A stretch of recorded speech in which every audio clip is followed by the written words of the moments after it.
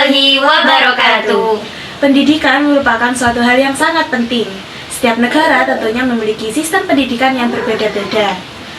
Kita dari kelompok 5 akan membandingkan sistem pendidikan di Indonesia dengan sistem pendidikan di negara Finlandia dan juga Korea Selatan.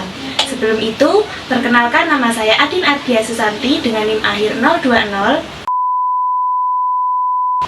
Saya Arimbi Tiara Inayatul Laila dari nomor NIM akhir 031. Dan saya Lina Verina Lia Putri dengan NIM akhir 049.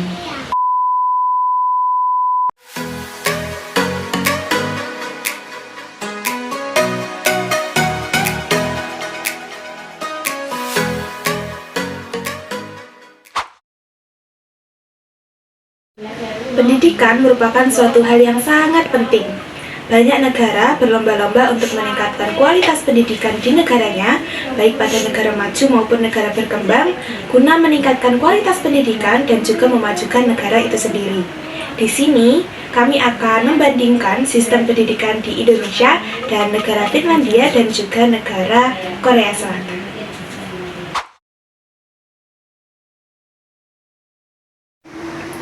Sistem pendidikan di Finlandia dikenal sebagai sistem pendidikan terbaik di dunia. Selain gratis, sistem pendidikannya mengusung kurikulum yang fokus pada perkembangan anak sebagai pembelajar seumur hidup. Nah, Finlandia juga menerapkan kurikulum yang menekankan pada pembelajaran lintas disiplin dan berfokus pada pemecahan masalah.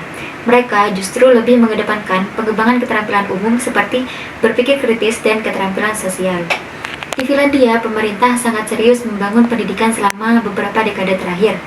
Bahkan, pendidikannya telah menjadi salah satu landasan kesejahteraan masyarakat Finlandia. Negara Indonesia sendiri menerapkan kurikulum yang lebih bersifat akademis serta lebih berorientasi pada pemahaman mata pelajaran klasik seperti matematika, ilmu pengetahuan, dan bahasa.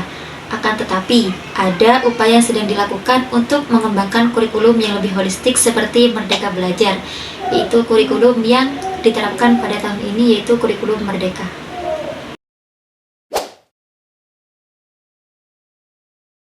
Pada tahun 1970-an di Korea Selatan dilakukan reformasi pendidikan dengan mengkoordinasikan pembelajaran teknik dalam kelas dan pemanfaatan teknologi meliputi 4 langkah, yaitu 1. Perencanaan pengajaran, 2. Diagnosis murid, 3. Membimbing siswa belajar dengan berbagai program, 4. Tes dan menilai hasil belajar.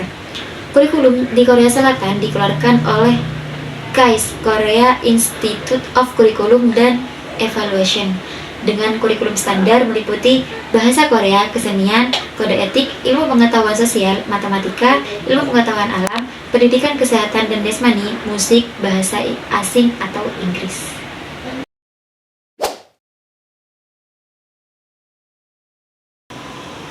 Indonesia dan Finlandia. Yang pertama yaitu pendekatan pendidikan, yang kedua kurikulum, yang ketiga pendanaan dan infrastruktur, yang keempat guru dan kualitas pengajaran, dan yang kelima evaluasi siswa. Yang pertama yaitu pendekatan pendidikan. Finlandia memiliki sistem pendekatan pendidikan yang sangat progresif serta berfokus pada proses perkembangan murid.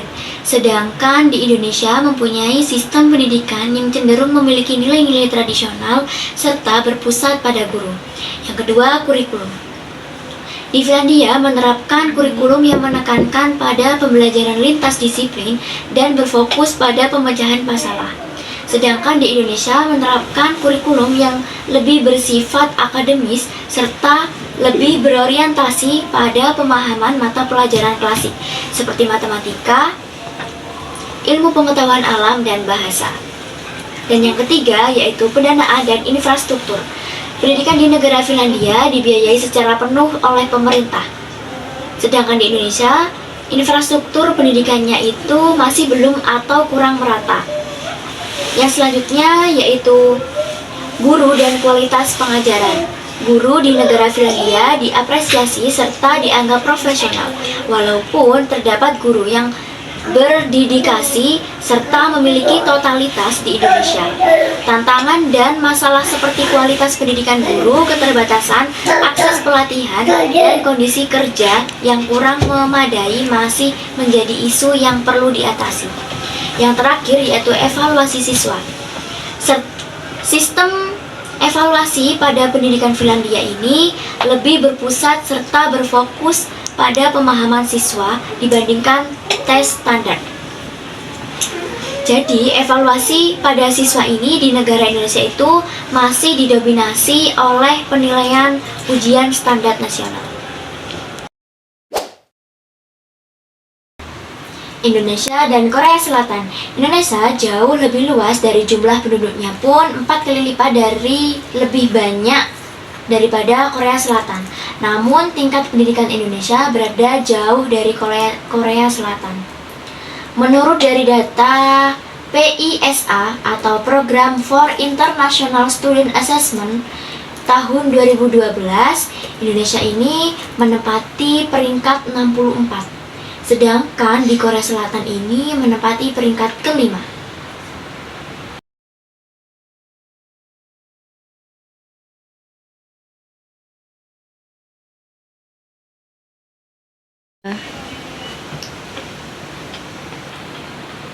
Yang selanjutnya yaitu sistem pendidikan luar negeri yang cocok diterapkan di Indonesia.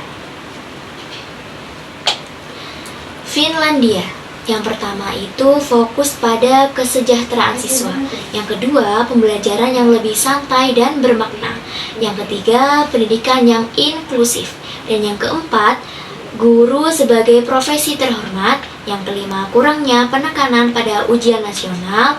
Yang keenam, keterlibatan komunitas dan kolaborasi.